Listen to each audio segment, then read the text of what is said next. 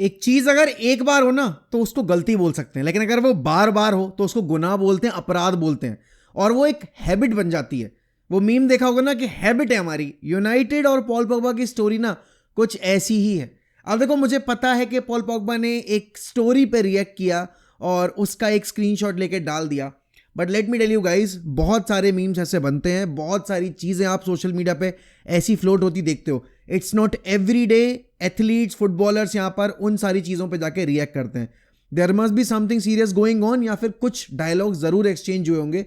Fabrizio ने ये story जो है वो कल मैं बोलूँगा कवर तो नहीं किए, बट इस पर रिएक्ट किया है। पॉल पोग्बा को बैन लगाया गया था यहाँ पर क्योंकि उन्होंने एक बैंड सब्सटेंस को कंज्यूम किया था जो यहाँ पर फुटबॉल में अलाउड नहीं है। तो वो ड्रग जो बैन थी उसको यूज़ करने के बाद पॉल पोग्बा के ऊपर 5 साल का यहाँ पर बैन लगाया गया, जिसको कट शॉर्ट करके अब मार्च में उनका बैन एंड हो रहा है। तो पोस्ट मार्च यहाँ पर, या फिर आप कह सकते हो मार्च से वो फुटबॉल खेलनी शुरू कर सकते हैं। तो अगर यूनाइटेड लिटरली एक नंबर 8 ढूंढ रही है जिसके पास वो सारे ट्रेड्स हों जो हम यहाँ पर एक मिडफील्डर में ढूंढ रहे हैं, बॉल कैरिंग करना हो, डिफेंसिव वर्क रेट देना हो, सेट पीसेस पर डोमिनेट करना हो, राइट, वो सारी चीज़ें बॉक्स टू बॉक्स वाले रोल में पॉल पोग्बा परफेक्टली फिट होते हैं। लेकिन भाई ये रिलेशनशिप इतना टॉक्सिक है ना, मतलब तुम सोचो तुम एक रिलेशनशिप में हो, तुम्हारी बंदी ने तुम्हें चीट किया या तुमने उस बंदी को चीट किया, और उसके बाद तुमने 2-3 जगह और ट्राई किया बट तुम्हारा किसी से कंपैटिबिलिटी मैच नहीं हुआ, तुम लौट फिर के वहीं आए और तुम्हें पता है कि ये तुम दोनों का जो साथ है वो बहुत टॉक्सिक होने वाला है, इसमें लड़ाइयाँ होंगी, बाल नोचेंगे एक दूसरे के, एंड यहाँ पर गुत्थम गुत्थी हो सकती है। लेकिन वही वाली बात है ना कि you guys can not live without each other. तो पॉल पोग्बा और यूनाइटेड का रिलेशनशिप ना कुछ ऐसा ही दिखाई दे रहा है। अभी अगर पॉल पोग्बा यहाँ पर आते हैं तो this would be the third time Paul Pogba will be playing for Manchester United, क्योंकि अकेडमी डेज के बाद यहाँ पर उनको हमने देखा फर्स्ट टीम में बेंच पे, not in the first team playing 11। उसके बाद हम उनको यूवेंटस से लेकर आए अपना रिकॉर्ड ब्रेकिंग साइनिंग के तौर पे, एंड उसके बाद अगर वापस से वो आ रहे हैं, देखो bringing Paul Pogba is not an issue, but for how long Paul Pogba will be there at the club, that's an issue, and on how many wages will he be there, क्योंकि यहाँ पर हम Marcus Rashford से, Casemiro से move on उनके wages की वजह से ही करना चाहते हैं। और पॉल पोग्बा ने पिछले 1.5 साल में फुटबॉल ना के बराबर खेली, और उससे पहले भी अगर आप देखोगे उनका 1 साल का जो टेन्योर है वो यहाँ पर इंजरीज से भरा हुआ रहा है। तो this could and up being the mount situation 2.0, क्योंकि मेसन माउंट हो गए आपके, या फिर आप लूक शॉ हो गए, इन प्लेयर्स से मूव ऑन करना चाहते हो। You guys and me is personally frustrated with these players because ये अवेलेबल ही नहीं रहते हैं। अब जो प्लेयर अवेलेबल नहीं है उसके साथ हम यहाँ पर टीम बनाएंगे कैसे, राइट? तो भाई किसी भी तौर पे मेरे हिसाब से यूनाइटेड के लिए ये डील फ्रूटफुल नहीं होगी। Paul Pogba needs a club and definitely he is world class, there is no doubt about it, और उसके पास जो क्वालिटी है हम वो सारी क्वालिटी अपने मिडफील्डर में ढूंढ रहे हैं। But at the same time दोस्तों हमें ये भी ध्यान में रखना पड़ेगा कि पॉल पोग्बा ने जिस नोट पे यहाँ पर यूनाइटेड को लीव किया था, उन्होंने हमारे बारे में, क्लब के बारे में जो बातें अपनी बुक में, अपनी शॉर्ट फिल्म में लिखी हैं, वो यहाँ पर आपको सबको पता है कि भाई किसी भी तौर पर रिस्पेक्टफुल नहीं है। तो एक ऐसा प्लेयर जो यहाँ पर रिस्पेक्ट नहीं करता है फैन बेस की, जो रिस्पेक्ट नहीं करता है क्लब के कल्चर की, एंड आई नो उसमें उसकी गलती नहीं है, सर्कमस्टेंसेस ऐसे थे, लेकिन भाई यहाँ पर आप एक कल्चरल रीसेट लाना चाह रहे हो क्लब के अंदर, और उसके बाद आप घूम फिर के उन्हीं प्लेयर्स के पास वापस अगर जा रहे हो जिनकी वजह से ये सारा जो कल्चर है वो स्पॉइल हुआ था। Because it all started with Paul Pogba going up against यहाँ पर Jose Mourinho, and that give the confidence to Luke Shaw, Martial, Rashford, इन जैसे प्लेयर्स को कि हाँ भाई मैनेजर की पावर नहीं चलनी चाहिए ड्रेसिंग रूम में, हम कंट्रोल करेंगे ड्रेसिंग रूम। तो वो एक जो मैं बोलूँगा यहाँ पर सीन है जिससे आप मूव ऑन करना चाहते हो, वो चीज़ें करेक्ट करना चाहते हो, उसके बाद अगर आप घूम फिर के उसी प्लेयर के पास वापस जाओगे तो कहाँ की समझदारी है, राइट? लेकिन यहाँ पर अगर मैं दूसरी न्यूज़ की बात करूँ यूनाइटेड रिलेटेड, तो वो है पैट्रिक डोरगू के रिगार्डिंग। देखो यार, यूनाइटेड 40 मिलियन खर्च करने को तक तैयार हो गई है पैट्रिक डोरगू के लिए। भाई अब तो वो बंदा अगर आकर बिल्कुल रॉबर्टसन लेवल पे नहीं खेलता ना जैसे रॉबर्टसन खेला है लिवरपूल के लिए, तो फिर ये 40 मिलियन का प्राइस टैग हो सकता है फैन बेस के लिए इतना वो ना हो, मतलब बेसिकली मैनेजमेंट को लेकर, लेकिन भाई डोरगू की हालत खराब कर देगा हमारा फैन बेस। एंड चलो हमारा फैन बेस एक बार को बोले ना बोले, लेकिन rival fan base and English media and global media for that matter यहाँ पर पैट्रिक डोरगू को बिल्कुल खत्म कर देगी। देखो पॉइंट यहाँ पर ये है कि अगर आप एक प्लेयर के लिए 40 मिलियन खर्च कर रहे हो, वो भी एक ऐसे टेंस्ड फाइनेंशियल सिचुएशन में, तो ही must be absolutely world class. ऐसा ना हो कि वो आए फिर हम वेट करें कि वो इंटीग्रेट होगा, नहीं, वो टाइम ही नहीं है हमारे पास। अगर आप एक प्लेयर के ऊपर यहाँ पर विंटर मार्केट में जाकर 40 मिलियन खर्च कर रहे हो, that means he is straight away coming into the first 11। आपके पास अल्वारो फर्नांडिस का ऑप्शन है, आपके पास यहाँ पर कर्केस वगैरह का ऑप्शन हो सकता है अगर आप समर तक वेट करोगे। But if you are going to bring यहाँ पर Patrick Dorgu, he must be really really really really good. And इसमें मैं उसको ब्लेम नहीं करूंगा, बट अल्टीमेटली प्लेयर्स भाई प्राइस टैग के ऊपर जज किए जाते हैं और वही रियलिटी है। किसी भी तौर पर यहाँ पर एंटनी को या आप देखोगे रैस्मस हॉयलैंड को उनकी एज ब्रैकेट के अकॉर्डिंग यहाँ पे जज नहीं किया जा रहा है, उनके प्राइस टैग पे बेसिस पे जज किया जा रहा है। और ऑब्वियस ही बात है वो आउटपुट जो देंगे उसके बेसिस पे जज किए जाएंगे। अगर डोरगू आकर नहीं परफॉर्म कर पाते हैं उस लेवल पे, और देखो पता पॉइंट क्या है, इंटर मिलान इंटरेस्टेड हुई, साइड होली, क्योंकि वो पैसा पे नहीं करना चाहते। यूवेंटस इंटरेस्टेड हुई, वो साइड होली है क्योंकि वो पैसा पे नहीं करना चाहते। लाजियो आई, नापोली आई, ये सारे क्लब्स आए, लेकिन किसी ने भी पैट्रिक डोरगू के लिए वो अमाउंट पे करने का एक जो हामी होती है वो नहीं भरी। क्यों? क्योंकि उनको पता है यार this could be a very big Gamble. A left back for 40 million doesn't make sense, because जिस एज ब्रैकेट में वो है पता नहीं है 40 मिलियन 60 मिलियन में टर्न होंगे नहीं होंगे, या फिर ये 40 मिलियन क्या पता 10 मिलियन 15 मिलियन में ही कन्वर्ट हो पाए, और फिर at the end of couple of seasons आपको यहाँ पर उससे मूव ऑन करना पड़े। और हमने रिसेंट टाइम में जितनी भी डील्स की हैं उसमें हम सबको पता है यहाँ पर कि यूनाइटेड ने हमेशा मुंह की खाई है, क्योंकि हम प्लेयर्स लेके तो बहुत हैवी ब्रैकेट पे आते हैं, लेकिन जब बेचने की बारी आती है हम यहाँ पर प्लेयर सेल नहीं कर पाते। आपके सामने आप देखोगे तो जेडन सैंचो का प्राइम एग्जाम्पल है। सैंचो को हम कितने हाई वेजेस पे लेकर आए थे, कितने हाई प्राइस ब्रैकेट पे लेकर आए थे, और उसके बाद हमने कौड़ियों के भाव बेचा यहाँ पे चेल्सी को, जेडन सैंचो को।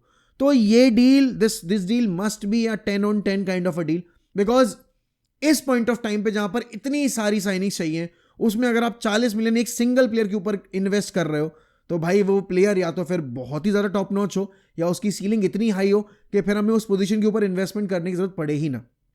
बट यहाँ पर टॉकिंग अबाउट अदर आपके जो ट्रांसफर रूमर्स आए हैं, जैसे कि नेमार, सबको पता है भाई नेमार बहुत सारे लोग यहाँ पर वर्ल्ड का 3rd बेस्ट प्लेयर के तौर पे मानते हैं लास्ट डेकेड का, बिकॉज उसने जिस लेवल पे compete किया मेसी रोनाल्डो के साथ उस लेवल पे, और उतना अच्छे लेवल पे किसी और ने compete नहीं किया। लेकिन एक बंदा जो कि बार्सिलोना में सब कुछ अचीव कर सकता था उसने बारसा छोड़ी, वो पीएसजी गया। पीएसजी के साथ उसने ऑलमोस्ट यूसीएल जीत लिया था बट वो नहीं जीत पाया, और ऑलमोस्ट वाली चीज़ें स्पोर्ट्स में या लाइफ में कंसिडर नहीं की जाती हैं। अल्टीमेटली स्पोर्ट्स एक ऐसा यहाँ पर फील्ड है जहाँ पर रिजल्ट्स मैटर करते हैं, जहाँ पर जो जीत रहा है वो उसको इंपॉर्टेंस दी जाती है। तो आप फाइनल खेले या फाइनल नहीं जीत पाए उससे कोई फर्क नहीं पड़ता। At the end of the day आप यहाँ पर एक लूजर निकले। तो यहाँ पर नेमार ने पीएसजी के साथ इतना टाइम बिताया और उसके बाद उन्होंने एक ड्रामेटिक डिसीजन लिया कि मैं जाऊँगा सऊदी प्रो लीग जाकर फुटबॉल खेलूंगा, क्योंकि वहाँ पैसा बहुत मिल रहा था। अब आप देखोगे अगर अभी करंट सिनेरियो तो सऊदी प्रो लीग में अल हिलाल ने उनका कॉन्ट्रैक्ट जो है वो म्यूचुअल टर्म्स पे टर्मिनेट कर दिया है and he is going back to Santos. मतलब जो कहानी जहां से शुरू हुई थी, जो लड़का 16 साल की उम्र में शाइन करना शुरू किया था यहाँ पर सेंटोस के लिए, वो वापस सेंटोस जा रहा है। और ये आपको एक सीख देता है कि साउथ अमेरिकन जो हैं वो यहाँ पर कितने, मैं बोलूँगा, मिसगाइडेड प्लेयर्स हैं। क्योंकि यहाँ पर अगर नेमार का जो डाउनफॉल आया वो उसका मेन रीज़न था फैमिली सजेशंस। उसके फादर ने उसके करियर की वाट लगा के रख दी। उसके फादर ने जो फुटबॉलिंग डिसीजंस लिए, जो फाइनेंशियल डिसीजंस लिए, उस चक्कर में नेमार कभी भी उस पोटेंशियल पे रीच नहीं कर पाया। और फिर नेमार की खुद की गलत आदतें थी, he was not being too professional and that's what made Neymar a failure. Because football जगत का पिछले 10 साल का सबसे बड़ा वॉट इफ अगर होगा, among the biggest what ifs, वो यही होगा कि what if Neymar never left Barcelona, what if Neymar never really joined Saudi Pro League, what if Neymar took a wage cut and joined some other club in the Premier League because Chelsea was interested, United से भी links आ रहे थे, Man City के भी अगर आप देखोगे links आने शुरू हो रहे थे। There were multiple clubs that were interested in Neymar Jr. but Neymar went after the money because ultimately yes पैसा मैटर करता है, लेकिन इस पैसे के चक्कर में नेमार ने जो अपने करियर की लगाई है, एक ऐसा प्लेयर जो कि बैलन डोर जीतना डिजर्व करता था, डिजर्व तो चलो छोड़ो, मैं साइड रखूंगा उस बात को, लेकिन एक ऐसा प्लेयर जो कि बैलन डोर लिटरली जीत सकता था, वो यहां पर आपका without Ballon d'Or, without world cup, without Copa America end कर सकता है अपना करियर। और सेंटोस में जाकर नेमार के लिए ब्राजीलियन टीम में वापस आ पाना मुश्किल होगा, बिकॉज जो प्लेयर्स कंपीट कर रहे हैं उनकी पोजीशन पे वो यूरोप में खेल रहे हैं। तो क्या नेमार वहां पर जाकर अपना करियर रिवाइव कर पाएंगे, और क्या वर्ल्ड कप 2026 के स्क्वाड में हम नेमार जूनियर को देखेंगे? It's a very big question. But यहाँ पर टॉकिंग अबाउट यहाँ पर अगर चेल्सी के ट्रांसफर्स, भाई चेल्सी तो पगलाई गई है। चेल्सी यहां पर एक्सेल डिसासी लेकर आई, जॉ फेलिक्स लेकर आई, और मैं सही बताऊं फेलिक्स की नीड भी नहीं थी चेल्सी को, उसके बावजूद यहां पर चेल्सी ने फेलिक्स के ऊपर पैसा इन्वेस्ट किया। अब वही जॉ फेलिक्स यहां पर आपका लिंक हो रहा है एस्टन विला से, और उस टाइम पर भी एस्टन विला लिंक थी यहां पर जॉ फेलिक्स के साथ। अब आप देखोगे कि चेल्सी से मूव ऑन कर सकते हैं फेलिक्स, यहां पर लोन डील की बात चल रही है, उसके बाद basically it's an option to buy का भी एक सिनेरियो इंटीग्रेट किया जा सकता है। एक्सेल डिसासी ने यहां पर जो टर्म्स है वो एग्री कर लिए विला के साथ। तो चेल्सी जो अपने क्लब का अभी आप बोलोगे एक मॉडल प्रिपेयर कर रही है, it's very confusing and I don't think कोई भी चेल्सी फैन एक क्लियर आइडिया ले पा रहा है कि ये क्लियरली कैपिटल करना क्या चाहते हैं। यू नो ये जो एक आपकी गठबंधन की सरकार चल रही है अभी आपके चेल्सी फुटबॉल क्लब में, ये किस तरीके से काम करेगी, बिकॉज कंसोर्टियम में इतने सारे लोग हैं। अब मेन डिसीजन किसका आ रहा है और किस तरीके से ये क्लब को रन करना चाहते हैं और कहाँ ये क्लब को अगले 4 साल में देख रहे हैं, ये कोई नहीं जानता। एंजो मरेस्का को एक ऐसा स्क्वाड दिया गया है जो कि बहुत अनऑर्गेनाइज्ड है, और उसके बाद उससे एक्सपेक्ट किया जा रहा है कि वो टॉप 4 भी डिलीवर कर दे, ट्रॉफी भी डिलीवर कर दे, बट ऐसा पॉसिबल नहीं है। बिकॉज इस टीम में पहली बात तो अगर आप देखोगे तो एक्सपीरियंस की कमी है, और उसके साथ साथ यहाँ पर मैच विनर्स के तौर पर आपके पास प्लेयर्स ज़्यादा है नहीं। अगर आप अभी देखोगे तो कोल पाल्मर का 2-3 मैचेस से एक डिप इन फॉर्म आया, बिकॉज जिस लेवल पे पाल्मर परफॉर्म कर रहे थे उस लेवल पे अभी परफॉर्मेंस आ नहीं रही है, तो ऑब्वियसली बात है वो डिप ही बोला जाएगा। बट यहाँ पर चेल्सी के ऊपर प्रेशर है। आप उधर तरफ देखोगे दूसरी तरफ तो यहाँ पर बाकी क्लब्स इंप्रूव कर रहे हैं जिन्होंने यहाँ पर इतना इन्वेस्ट नहीं किया, लेकिन जितना इन्वेस्ट किया स्मार्टली इन्वेस्ट किया है। चेल्सी ने स्मार्टली इन्वेस्ट नहीं किया। वही सेम दिक्कतें जो यूनाइटेड के साथ हो रही हैं, वही सेम दिक्कतें यहाँ पर आप देखोगे चेल्सी के साथ भी हो रही हैं। और अगर मैं यूनाइटेड की बात करूं तो भैया देखो सिंपल सी चीज़ है, आपको पता है इस क्लब में अब वही टिकेगा जो प्रोफेशनल रहेगा, जो यहाँ पर मेहनत करना चाहेगा। एंड आई नो बहुत सारे लोग यहाँ पर नाराज़ हैं। मैंने कल चौंकी का ट्वीट भी देखा। चौंकी साइड एक मतलब ऐसा प्लेयर जिसने यूनाइटेड को 3rd परफॉर्म करवाया है, उसके बिना यूनाइटेड 10th है। चौंकी और ये उन सभी लोगों के लिए आई एम नॉट कॉलिंग आउट चौंकी, बट मैं बस एक चीज़ बोल रहा हूँ कि मतलब जो लोग बाहर से देखते हैं ना इस पूरी रैशफोर्ड सिचुएशन को, वो ये नहीं समझते भाई कि रैशफोर्ड ने यहाँ पर परफॉर्म भले ही किया है लेकिन कंसिस्टेंटली परफॉर्म नहीं किया है। वो परफॉर्मेंस जिसकी आप बात कर रहे हो वो 2 साल पहले आई थी। लास्ट ईयर रैशफोर्ड की अगर परफॉर्मेंस देखोगे he was absolutely piss poor, मतलब बिल्ली की गू है रैशफोर्ड की परफॉर्मेंस की अगर बात की जाए। ना वो बंदा यहाँ पर टीम को डिफेंसिवली हेल्प करता है, ना वो बंदा यहाँ पर आपके ऑफेंसिव एरियाज में हेल्प करता है। लोग जब रैशफोर्ड के बारे में बात करते हैं कोई ये बात नहीं करता कि रैशफोर्ड ट्रैक बैक नहीं करता। एक 37 ईयर ओल्ड रोनाल्डो को टारगेट किया जा रहा था, लगातार किया जा रहा था, बिकॉज लोगों के हिसाब से रोनाल्डो ट्रैक बैक नहीं करता, रोनाल्डो प्रेस नहीं करता, रोनाल्डो सिस्टम को सेक्रीफाइस कर देता है अपने स्टैट्स के लिए। रैशफोर्ड तो स्टैट्स भी नहीं दे रहा, और रैशफोर्ड हमारे सिस्टम्स को अगर आप देखोगे कोलैप्स करवाने में मेन रीजन बनता है, बिकॉज एमरिम का सिस्टम डिमांड करता है कि उसके जो विंगर्स हैं, उसके जो इनसाइड फॉरवर्ड्स हैं, वो भी यहां पर डिफेंसिवली इन्वॉल्व होंगे। You look at Amad Diallo, you look at Garnacho, या फिर आप ब्रूनो की बात करोगे, भाई ये सारे प्लेयर्स यहां पर डिफेंसिवली अपने आप को बिल्कुल झोंके हुए। और क्या इतना सारा इनपुट, क्या ये जो आउटपुट देने की कोशिश है हमारे प्लेयर से, भले वो दे पा रहे नहीं दे पा रहे, क्या ये आउटपुट आपके मार्कस रैशफोर्ड दे पाएंगे? नहीं दे पाएंगे। और दूसरी चीज, जिस किसी को भी हमदर्दी हो रही है भाई, क्यों कोई भी क्लब यहां पर मार्कस रैशफोर्ड के लिए आ रहा है लेकिन 50% वेज भी देने को तैयार नहीं है? क्यों नहीं तैयार है? क्योंकि इट्स नॉट वर्थ इट। लोगों को ये चीज समझ में नहीं आ रही है। बाहर से बैठकर बोलना बड़ा आसान है, जिस क्लब पे बीत रही है ना उसको पता है। जैसे कि बार्सिलोना फैंस यहां पर डेम्बेले से बिल्कुल नफरत करते हैं कि डेम्बेले को इतना सपोर्ट मिला, इतनी बैकिंग मिली, और उसके बाद भी डेम्बेले ने कभी भी अगर आप देखो तो उस लेवल परफॉर्म नहीं किया। और यहां पर रैशफोर्ड का वही हाल है। आप अकेडमी ग्रेजुएट हो, आप कोई बाहर से खरीदे गए प्लेयर नहीं हो, और यहां पर जो सोशल मीडिया गिमिक आप प्रिपेयर करने की कोशिश कर रहे हो, रन करने की कोशिश कर रहे हो, वो सबको दिखाई दे रहा है। Nobody is now caring about what you are doing on social media.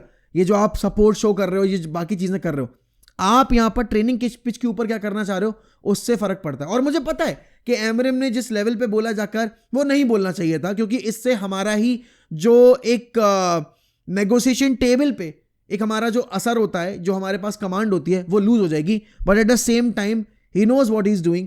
I am not going to criticise the manager. इस चीज के लिए प्लेयर्स को बहुत बैक किया है, अंधे तरीके से बैक किया, और इन प्लेयर्स को बैक किया है, but not anymore because the club really needs to move on from certain players, and Rashford is one of those guys who's earning shit loads of wages. Casemiro भी है, but Casemiro के regarding आप यहाँ पर Amorim के and से ये वाली बातें नहीं सुनते। कैसेमीरो भी स्टार्ट नहीं कर रहा गेम्स, लोगों को नोटिस करना चाहिए, but Casemiro still on the bench because he sees him as an option. हालांकि वो उसको यूज करे ना करे, बट वो यहाँ पर उसको एक प्लेयर मानता है जो कि इन्फ्लुएंस कर सकता है पॉजिटिव वे में। Marcus Rashford being a negative influence on the dressing room, Amorim is not going to tolerate that, and वो बिल्कुल सही डिसीजन है। तो दिस इज फॉर एवरीवन जो कहते हैं कि भाई रैशफोर्ड ने ये किया वो किया। Look at the numbers, then look at the number of years that he has spent at the club and look at the consistency. You don't know anything about the club. It's very easy to say कि McTominay गया, Napoli वहां perform कर रहा है। ऐसे तो यहां पर आप बोल सकते हो कि बाकी प्लेयर्स गए, वो क्लब एक पर्टिकुलर क्लब को छोड़ के वो वहां परफॉर्म कर रहे हैं। बहुत सारे प्लेयर्स बहुत सारे क्लब्स में फेलियर रहे हैं, लेकिन इसका मतलब ये नहीं है यहां पर कि वो प्लेयर खराब था या वो क्लब सोलली रिस्पॉन्सिबल था। नहीं, McTominay was a decent player, but McTominay was not good enough to play for United because हमारा जो लेवल है एक्सपेक्टेशन का, वो नेपोली में जाकर आप भले ही जो परफॉर्म कर रहे हो उससे मैच कर दो, लेकिन हमारे क्लब में आकर मैच नहीं कर सकते बिकॉज पहली बात तो 11 साल से जीते नहीं है टाइटल। वो जीतने की वो जो टीम प्रिपेयर करनी है वो वहां पर मैकटोमिने से प्रिपेयर नहीं हो सकती। He was a bench option at best, but he could have never been a starter at the club. That's the reality and people need to realise this.